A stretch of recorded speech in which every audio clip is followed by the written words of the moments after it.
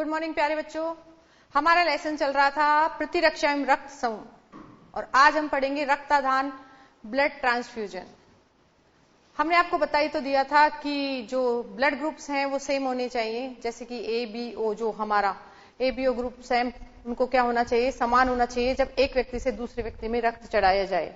दूसरा क्या था कि RH कारक, उसका भी मिलान किया जाता है। तो देखिए, रक्ताधान रक्त प्लस आधान से बना है। इस इधर हम साइड में बताते हैं आपको। रक्ताधान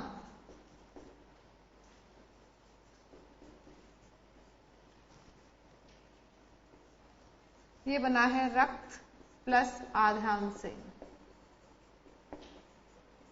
और इंग्लिश में देखें इसे, रक्त मतलब ब्लड, आधान मतलब ट्रांसफ्यूजन,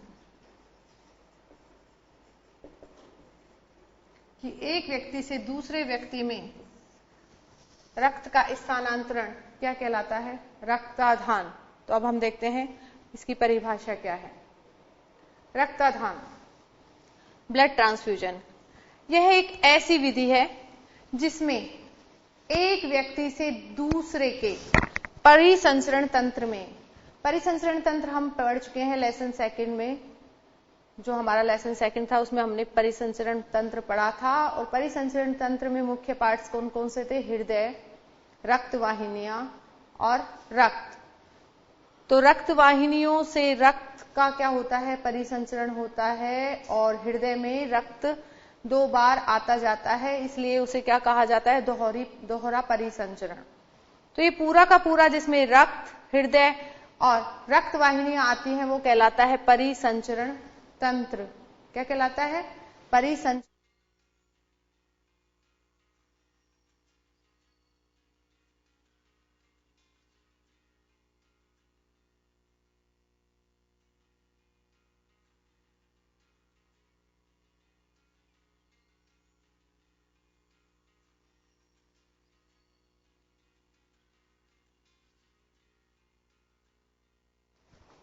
रक्ताधान ब्लड ट्रांसफ्यूजन बच्चों, यह एक ऐसी विधि है जिसमें एक व्यक्ति से दूसरे व्यक्ति को, यानी कि दूसरे व्यक्ति के परिसंचरण तंत्र में रक्त या रक्त आधारित उत्पाद, जो रक्त से आधारित उत्पाद है जैसे प्लेटलेट्स, प्लाज्मा आदि को स्थानांतरित किया जाता है, वह कहलाता है रक्ताधान।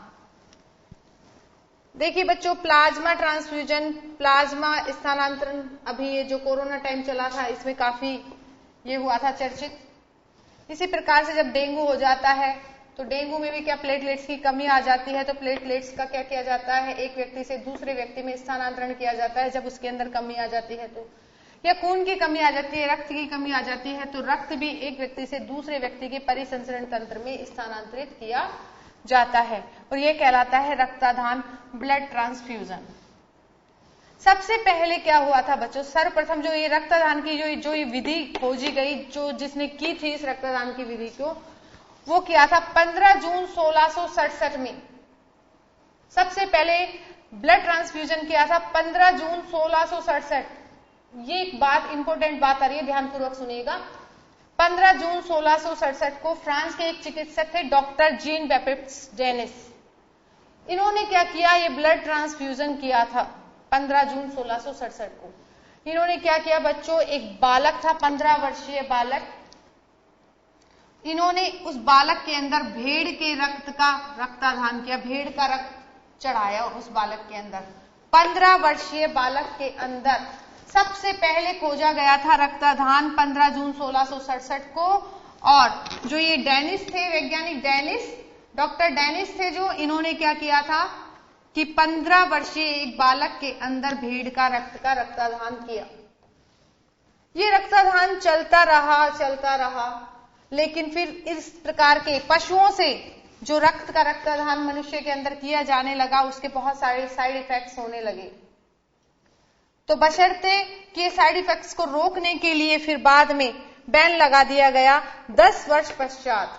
देखिए 1667 में पहली बार ट्रांसफ्यूजन हुआ था और उसके 10 वर्ष पश्चात, 10 वर्ष देख लीजिए आप कब होते हैं, 1677, 10 वर्ष पश्चात पशुओं से जो मानव में ब्लड ट्रांसफ्यूजन किया जा रहा था, रक्तदान किया जा रहा था, उसे क्या कर दिया गया बच्चों, निषेध कर दिया गया, क्योंकि इसके बहुत सारे साइड इफेक्ट्स आए थे। तो इसलिए 10 वर्ष पश्चात क्या किया, इसको निषेध कर दिया गया, इस पर बैन लगा दिया गया। और सबसे पहले कहां क्या किया गया, 15 वर्षीय एक बालक में भेड़ के रक्त का रक्तदान किया। किसने किया था, डॉक्टर जीन डेनिस ने। कब, 15 जून 1667। और क्या होता है रक्तदान बच्चों, देख सकते हैं कि एक व्यक्ति से दूसरे व्यक्ति के परिसंचरण तंत्र में रक्त या रक्त आधारित उत्पाद जैसे प्लेटलेट, प्लाज्मा आदि को क्या किया जाता है, स्थानांतरित किया जाता है। यह एक विधि है जिसके अंदर क्या किया जाता है, ट्रांसफ्यूजन किया जाता है। किसका ट्रांसफ्यूजन किया जाता है, ब्लड का। आप इसे नोट कर लीजिए।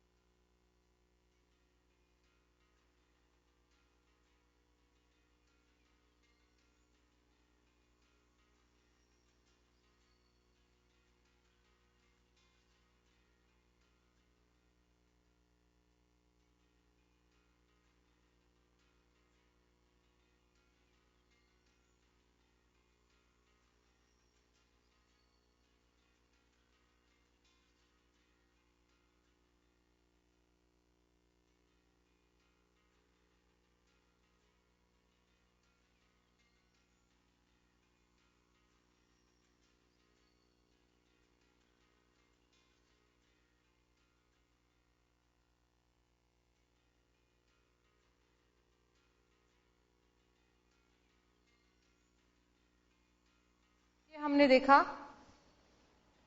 रक्तदान।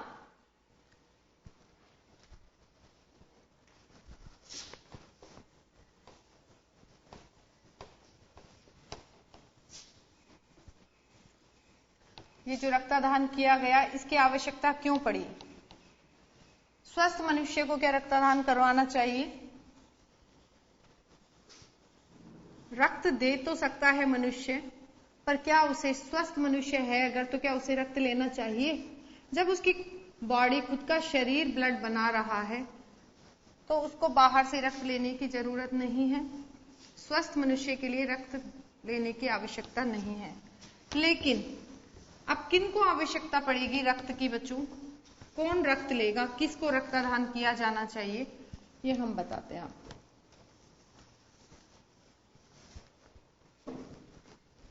तो हमारा नेक्स्ट है रक्तदान की आवश्यकता।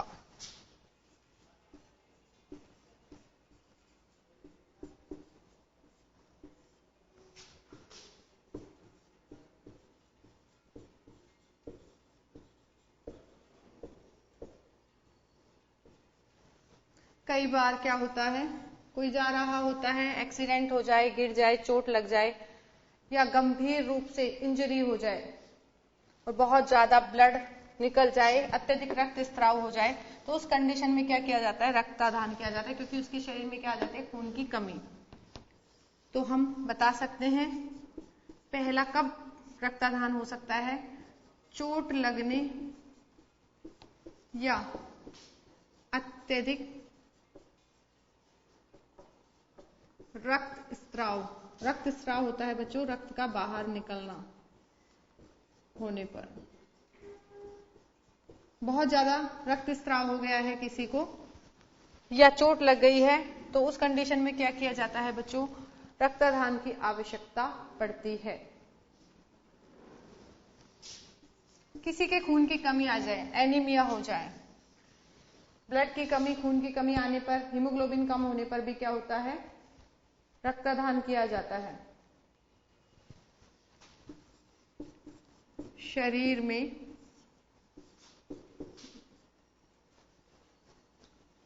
अत्यधिक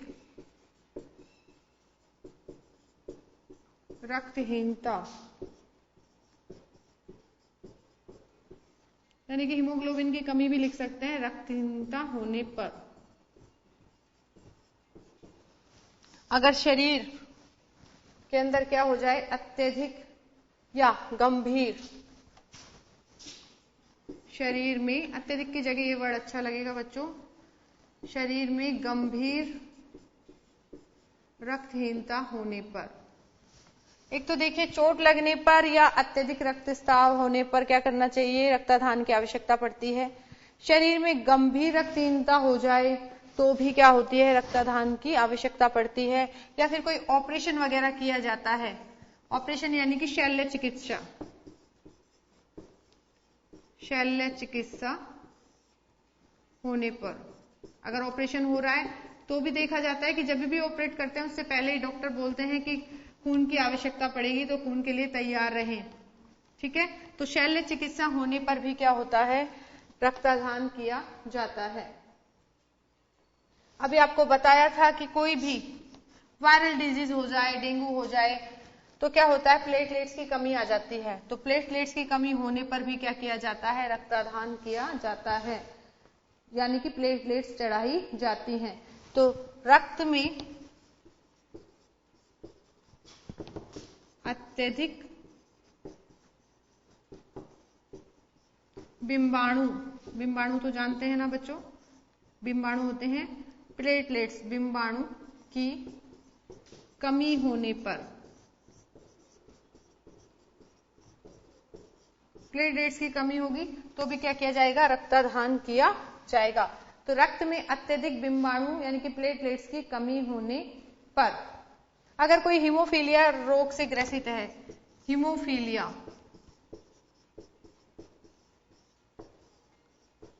हीमोफीलिया के रोगी को, देखिए बच्चों ये हीमोफीलिया क्या होता है, हीमोफीलिया में क्या होता है कि रक्त का थक्का नहीं जमता। अगर किसी व्यक्ति को जरा सी भी चोट लग जाती है तो उस स्थान से क्या होता है, ब्लड निकलता रहता है, निकलता रहता है, ब्लड रुकता नहीं है क्योंकि रक्त का थक्का ही नहीं जमता। और रक्त का थक्का नहीं जमेगा तो क्या नहीं होगा बच्चों, रक्त बाहर निकलता रहेगा, निकलता रहेगा, खून की क्या आ जाएगी, कमी हो जाएगी। तो हीमोफीलिया के रोगी होते हैं उनको अधिकतर क्या जरूरत पड़ती है, रक्तदान की जरूरत पड़ती है क्योंकि उनका खून का बहना नहीं रुकता जिसकी वजह से खून की कमी आ जाती है।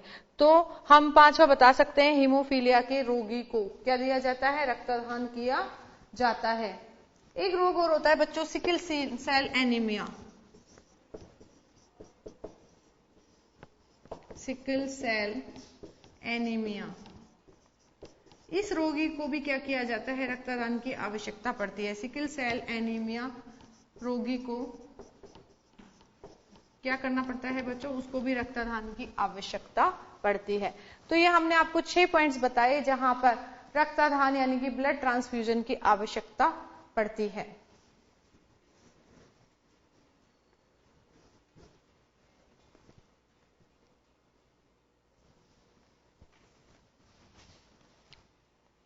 नोट कर लीजिए इन्हें।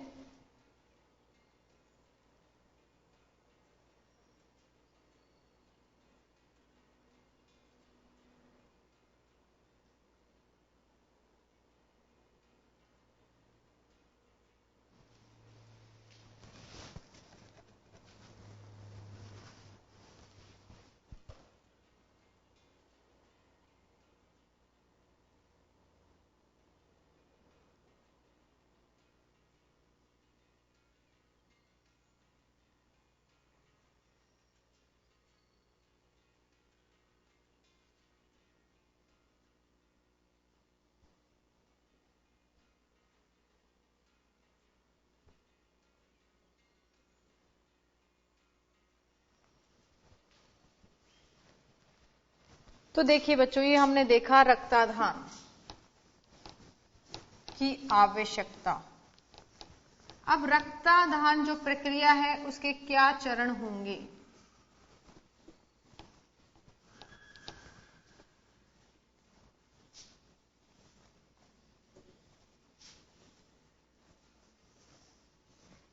अभी मैं आपको एक छोटे डायग्राम बनाकर पहले आपको समझा देती हूँ, फिर इसकी डिटेल लिखवा देंगे।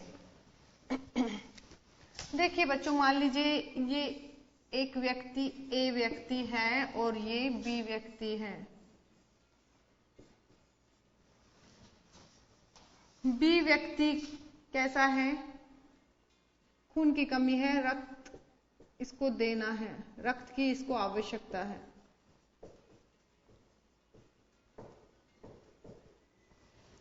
और ये कैसा है? स्वस्थ मनुष्य है। ये क्या करता है? देखिए बच्चों, जो ट्रांसफ्यूजन है, जो ब्लड ट्रांसफ्यूजन है, वो दो प्रकार से हो सकता है। एक तो ये है कि डायरेक्ट एक व्यक्ति से उसी टाइम दूसरे व्यक्ति को ब्लड का ट्रांसफ्यूजन रक्तदान किया जाए। दूसरा तरीका ये है कि आजकल आपको पता ही है, रक्तदान मतलब जो डोनेट किया जाता है ना, ब्लड दान किया जाता है, ये रक्तदान है। और अब हम यहां बात कर रहे हैं रक्तदान की। रक्तदान, एक तो रक्ताधान था, रक्ताधान, और एक है रक्तदान।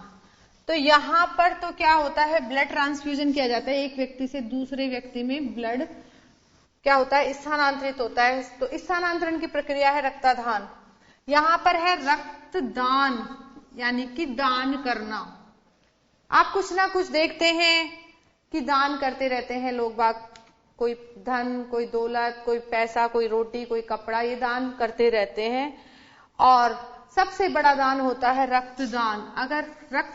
अगर कोई इंसान, क्योंकि हमारे शरीर में जो हमारा शरीर है उसमें जितना खून बनता है, अगर उसमें से थोड़ा सा भी हम दान कर देते हैं तो हमारी जो कोशिकाएं हैं, आरबीसी है, वो फटाफट से क्या करती हैं? डिवाइड हो जाती हैं और खून वापस से बन जाता है। तो थोड़ी देर के लिए खून की कमी लगती है, थोड़ी देर बाद वापस से उतना ही खून बन जाता है, और बल्कि ताजा खून बनता है, यानी कि नया नया खून बनता है।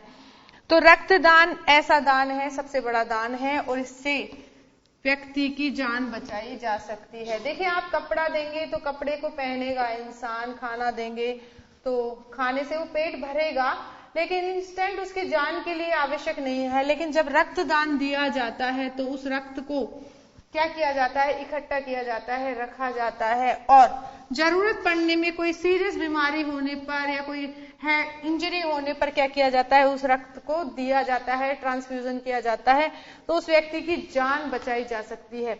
तो रक्तदान सबसे बड़ा दान है बच्चों। तो अभी तो नहीं, अभी तो आप लोग छोटे हैं, लेकिन जब आप बड़े हो जाएं, आपकी उम्र हो जाए सही सी रक्तदान के लायक, तब आपको कभी महीने में, साल भर में एक बार रक्तदान जरूर करना चाहिए। तो ये सबसे बड़ा दान है बच्चों। तो रक्तदान बता रहे हैं कि किसी को अपने रक्त को देना, दान करना, रक्त का दान करना। तो मान लीजिए ए व्यक्ति है और ये क्या चाहता है कि ये हॉस्पिटल गया है और चाहता है कि मैं क्या करना चाहता हूँ? रक्त का दान करना चाहता हूँ। बच्चों, अभी वक्त तो चला है ब्रेक का, ब्रेक के बाद फिर आपको इसको कंटिन्यू करते हैं।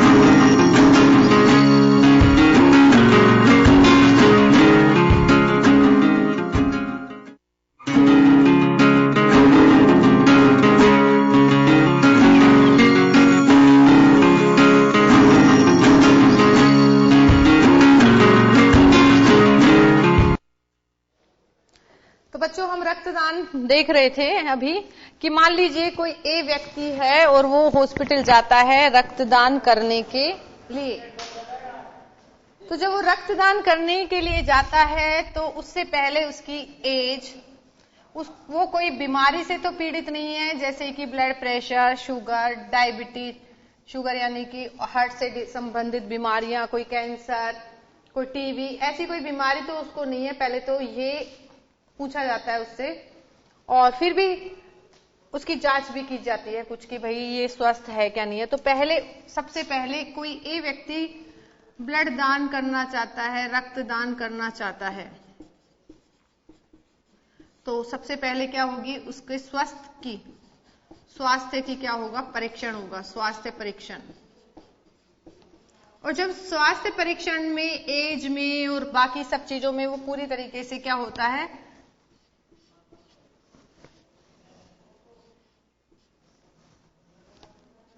परीक्षण कर लिया जाता है उसका, और वो स्वस्थ पता चलता है कि ये स्वस्थ है, तो उसके बाद क्या किया जाता है कि उस मनुष्य के हाथ में या पैर में, जहां पर भी लग सकती है, वैसे जनरली हाथ में लगाते हैं, और हाथ में भी किस में लगाई जाती है, शिरा में। शिरा में क्या लगाया जाता है बच्चों, आपने देखा होगा कई बार हाथ में क्या लगाते हैं, बोतल वगैरह चढ़ती है ना ग्लूकोज की, तो क्या लगाते हैं, कैनुला लगाते हैं। तो हाथ में क्या लगाया जाता है, शिरा के अंदर कैनुला लगाया जाता है। कैनुला लगा दिया उस व्यक्ति को, पहले उसका स्वास्थ्य परीक्षण कर लिया गया, अब उसके हाथ में क्या लगा दिया गया, कैनुला। कैनुला लगाने के बाद अब क्या करते हैं, और कैनुला भी कैसा होना चाहिए, अच्छा होना चाहिए, बढ़िया। कैसा होना चाहिए बच्चों, अच्छा होना चाहिए, यानी कि उपयुक्त क्षमता वाला होना चाहिए कैनुला, उपयुक्त क्षमता वाला।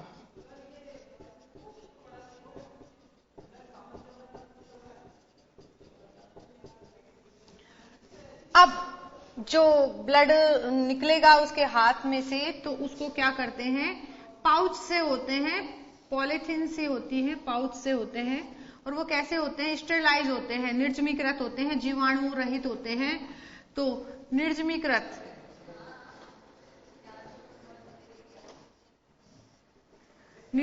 क्या होते हैं, बैग्स होते हैं, निर्जमीकृत बैग्स।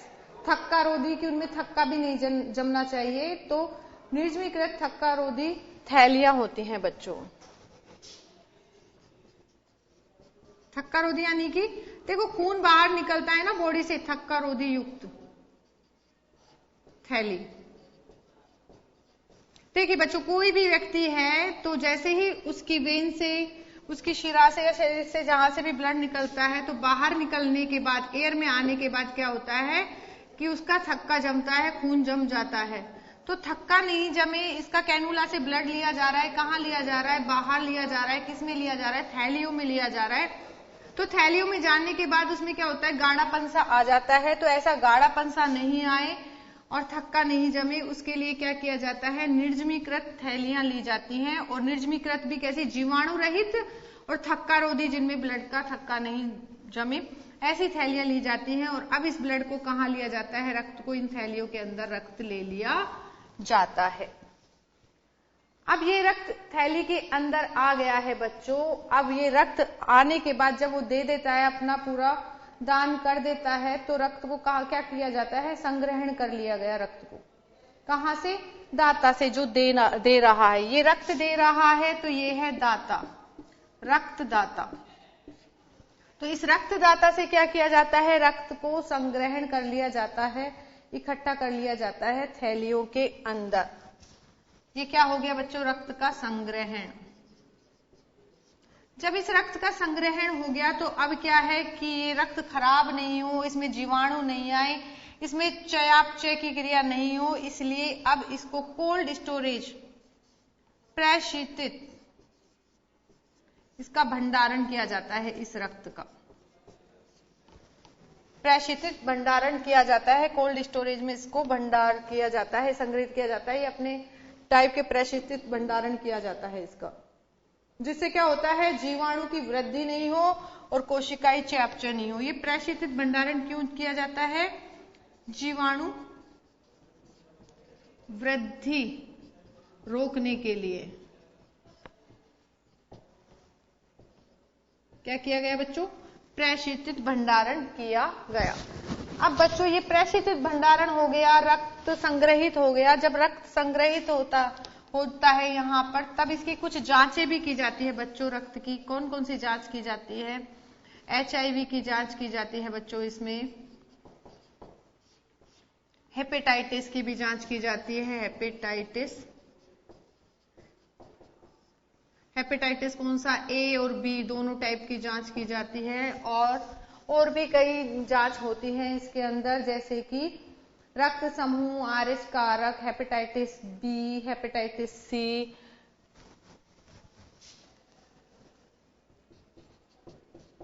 और रक्त समूह और RH कारक, HIV, इन सब की क्या की जाती है बच्चों? जांच की जाती है। जब संग्रहित हो जाता है ना रक्त, तब जांच की जाती है, बिल्कुल परफेक्ट हो जाता है। पूरी जांचों में ये एक बढ़िया निकलता है, तब इसका क्या किया जाता है? भंडारण कर लिया जाता है, जिससे कि जीवाणु वृद्धि रोकने के लिए। अब रक्त क्या हो गया है बच्चों? रक्त इकट्ठा हो गया है, संग्रहित हो गया है। तो यहाँ रक्त को तो प्रशीतित भंडारण में संग्रहित कर लिया गया। अब जब रक्तदान किया जाता है, तो ये है कि ये जो रक्तदान है वो चिकित्सक की निगरानी में होना चाहिए, डॉक्टर्स की देखरेख में होना चाहिए। और जब रक्तदान मनुष्य करता है तो कुछ समय के लिए उसको ऑब्जर्व किया जाता है। रक्तदान करने के बाद उसको क्या किया जाता है? उसका ऑब्जर्वेशन किया जाता है, उसको निगरानी में रखा जाता है।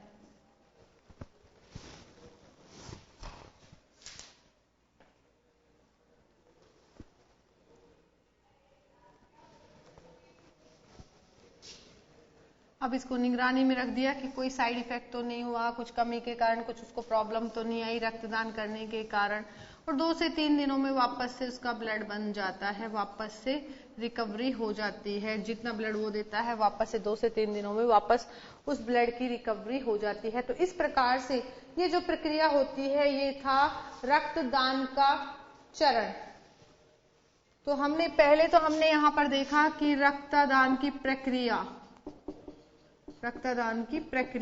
रक्तदान तो जब ही किया जाएगा ना जब ब्लड हो, तो ब्लड होना चाहिए।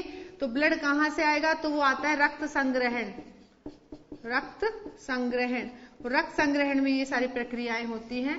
कौन सी प्रक्रियाएं? कि पहले व्यक्ति के स्वास्थ्य की जांच की जाती है, स्वास्थ्य परीक्षण किया जाता है। जब व्यक्ति स्वस्थ निकलता है तो उसके हाथ में, शिरा में क्या किया जाता है? उपयुक्त क्षमता वाला कैनुला लगाया जाता है। फिर उस जो रक्त आता है, उस रक्त को निर्जमीकृत थक्का रोधयुक्त थैलियों में इकट्ठा किया जाता है। वो रक्त इकट्ठा हो जाता है, उसकी कुछ जांचें होती हैं, जैसे HIV, hepatitis B, hepatitis C, रक्त समूह और RH कारक, इन सब की जांचें होती हैं। जब वो पूरा फिट हो जाता है रक्त की, अब इस रक्त में कोई भी किसी भी प्रकार की बीमारी नहीं है, तो उसको संग्रहण करके प्रशीतित भंडारण में रखे जाते हैं, जहां पर जीवाणु वृद्धि रोकी जाती है। ठंडा उसको रखा जाता है, जिससे कि गर्मी में ही तो जीवाणु बनते हैं, जिससे कि जीवाणु की वृद्धि रुक जाए और कोशिकाएं चयापचय क्रिया भी नहीं हो। तो इस प्रकार से सबसे पहले रक्त का संग्रहण किया जाता है। और रक्त संग्रहण करने के बाद जो रक्त देता है जो व्यक्ति, उसको निगरानी में रखा जाता है। कुछ टाइम तक उसको क्या किया जाता है? देखा जाता है कि रक्त के दान के पश्चात उसमें कोई असामान्य प्रतिक्रिया तो नहीं हुई है। और 2 से 3 दिवस में वापस से उसमें प्लाज्मा की पूर्ति हो जाती है। और 36 दिवस पश्चात क्या होता है कि रक्त कोशिकाएं परिसंचरण प्रणाली में प्रतिस्थापित हो जाती हैं। 2 से 3 दिन में तो क्या हो जाता है? प्लाज्मा। और 36 दिनों में वापस से जो ब्लड सेल्स थी वो क्या आ जाती हैं? वापस से औसतन 36 दिनों में वापस से जो ब्लड सेल्स हैं वो वापस से प्रतिस्थापित हो जाती हैं। तो ये तो हमने देखा बच्चों, क्या रक्तदान में रक्त संग्रहण किस प्रकार से किया जाता है। आप देख लीजिए इसे।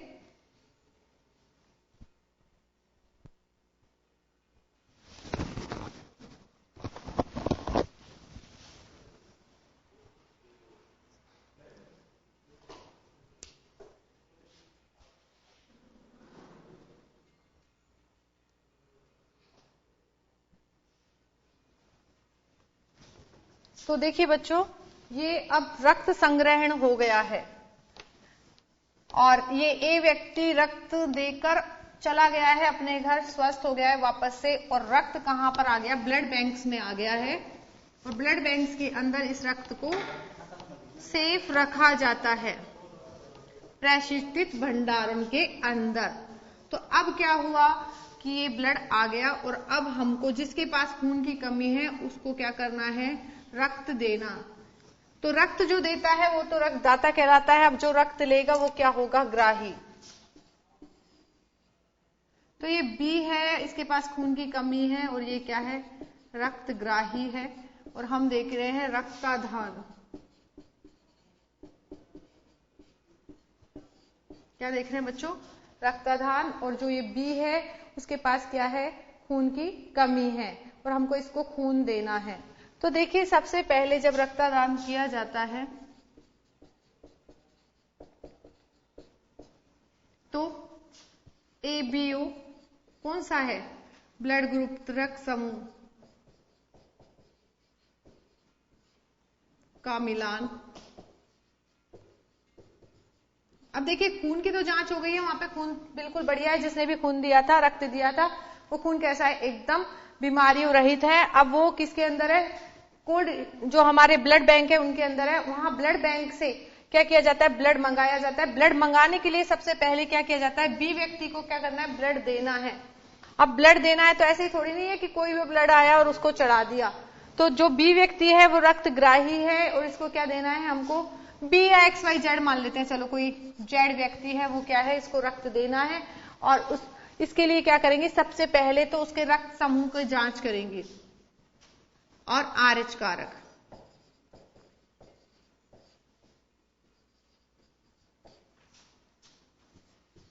सबसे पहले कौन सा ब्लड ग्रुप है उसकी जांच होगी, और RH कारक की जांच होगी। तो ये सबसे पहले ये जांच की जाती है।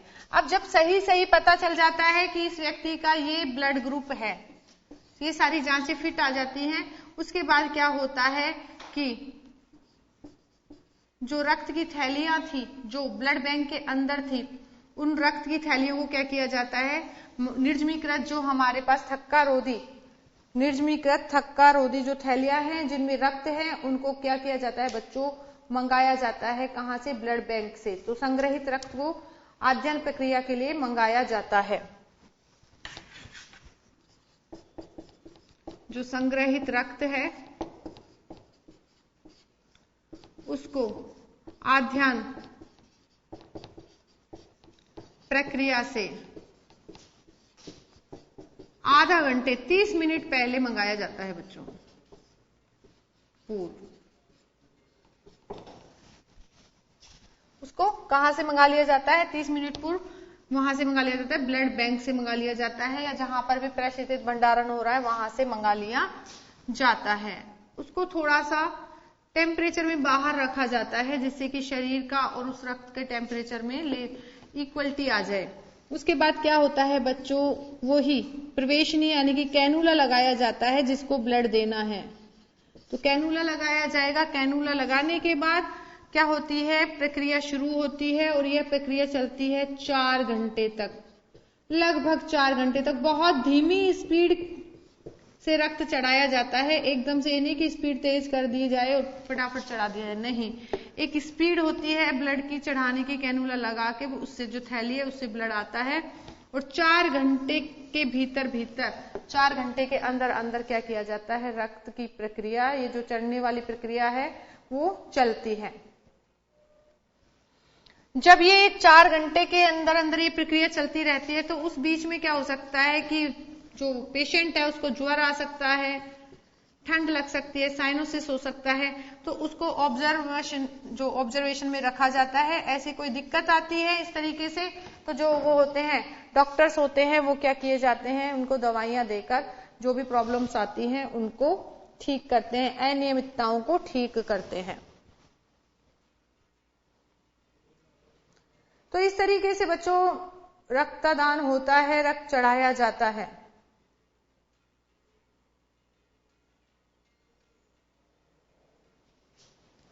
अब देखिए कि रक्तदान करो तो भला ही भला है। रक्तदान जब हम करके आते हैं तो कई बार ऐसा भी किया जाता है, कुछ व्यक्ति क्या करते हैं, बैंक में जैसे सोना चांदी रखते हैं ना, उसी तरीके से अपने ब्लड को भी बैंक में जमा करवाते हैं कि वो अपना ब्लड दे देते हैं और उस ब्लड को कहाँ रखते हैं, ब्लड बैंक में रखते हैं। इन फ्यूचर जब भी ब्लड की जरूरत पड़ती है तो वो अपना ब्लड ही लेते हैं। तो इस तरीके से अगर हम देखें तो जो ये रक्तदान है वो दो प्रकार का है, एक तो समजात रक्तदान और दूसरा है समजीवी।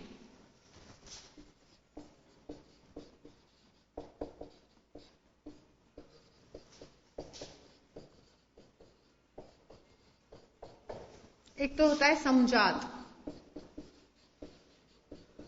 समजात आध्यान यानी कि ट्रांसफ्यूजन, और एक होता है बच्चों समजीवी।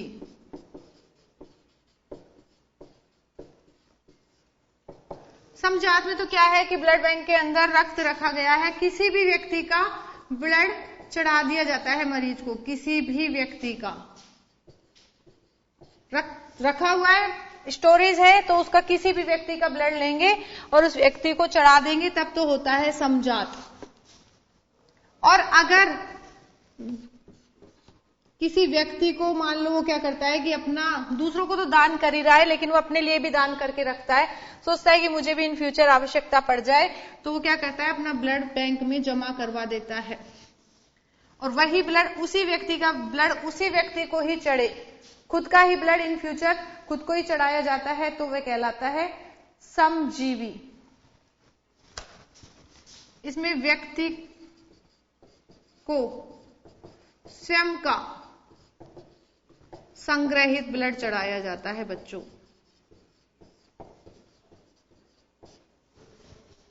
तो जब किसी भी व्यक्ति का चढ़ा दे तो समजात और स्वयं का ही चढ़े इन फ्यूचर, तब होता है समजीवी। तो रक्तदान दो प्रकार का हो गया, एक तो कौन सा बच्चों, समजात, दूसरा हो गया समजीवी। वक्त तो चला है, आज के लिए इतना ही, नेक्स्ट टर्न पे मिलते हैं। Thank you.